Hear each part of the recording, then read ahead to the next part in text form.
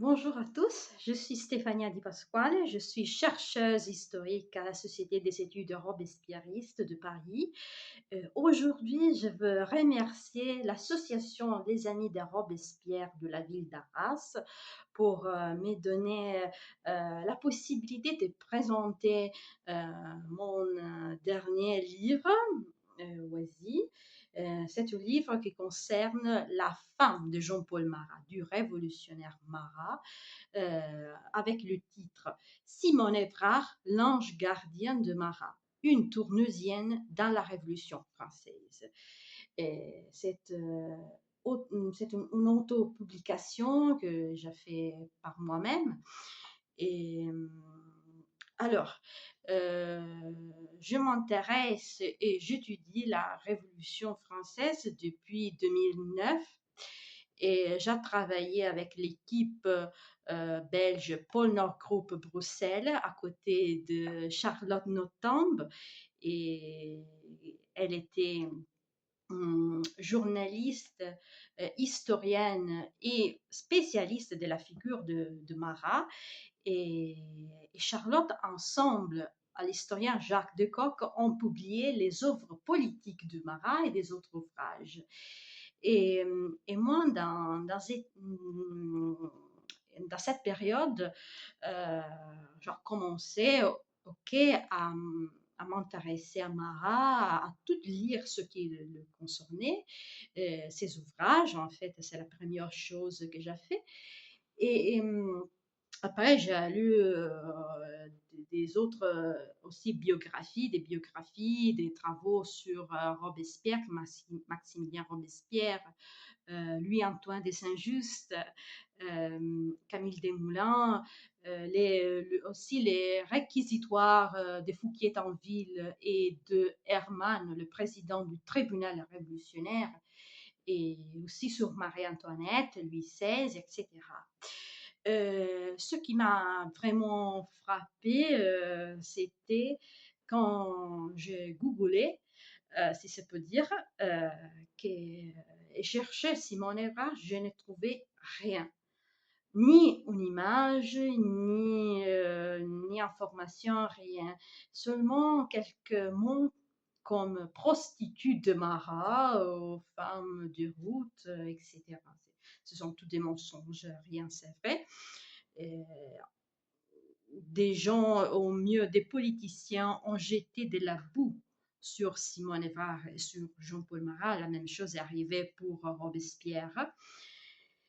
Et, et alors, je me suis questionnée, pourquoi pas ne chercher au fond la figure de cette femme vraiment importante pour l'histoire de France.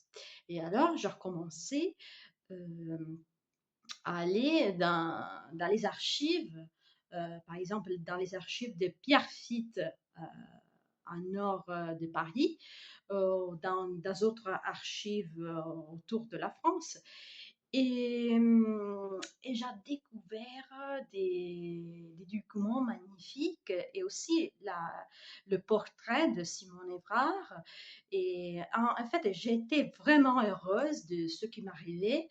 Et alors, j'ai dit, il faut que je publie, il faut que je fasse quelque chose pour cette figure historique.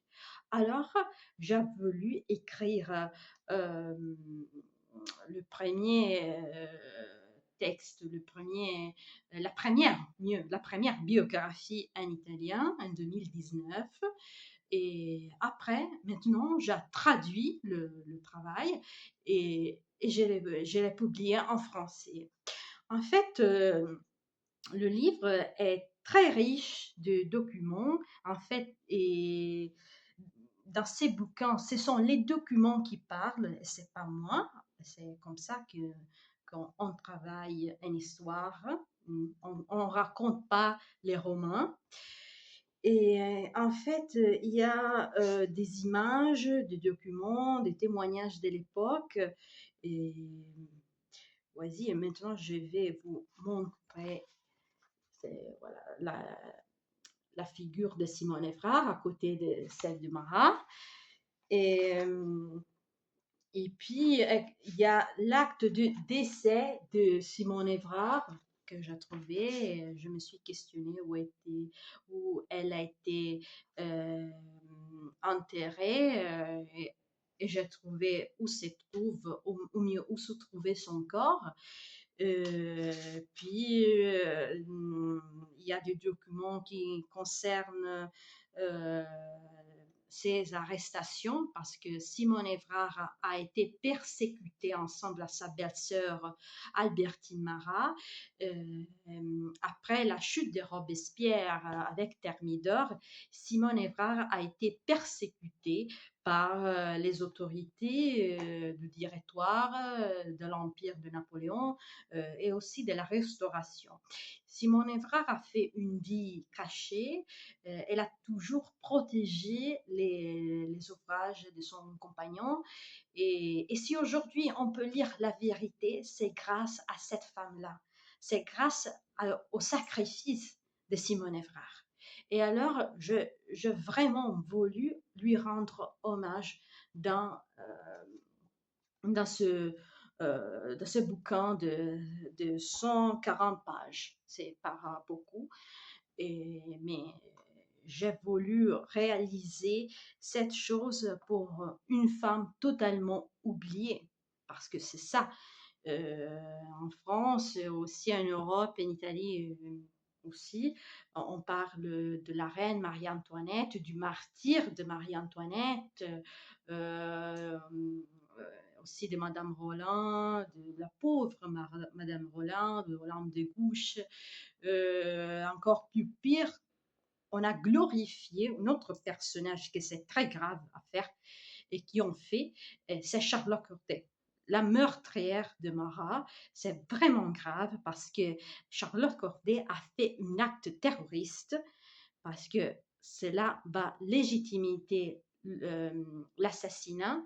Si on pense que quelqu'un, n'importe qui, euh, fasse du mal à ma santé ou parce que n'importe quoi m'a dit, ah, il est le monstre, il faut le tuer, etc., on va augmenter le terrorisme. En fait, Charlotte Corday était une terroriste et la terroriste est devenue une héroïne comme la nouvelle Jeanne d'Arc. Et c'est vraiment grave. Il y a un historien comme Michel Onfray, par exemple, historien, il est philosophe, il n'est pas historien. Et il a fait l'hommage à cette femme, il a dit, au mieux, il a écrit un livre qui s'appelle La loi du poignard. C'est vraiment grave, j'ai des frissons vraiment seulement à lire un titre comme ci. Et, et voilà ce qui s'est passé dans ces dernières années. Et voilà, j'espère d'avoir vous donné, d'avoir vous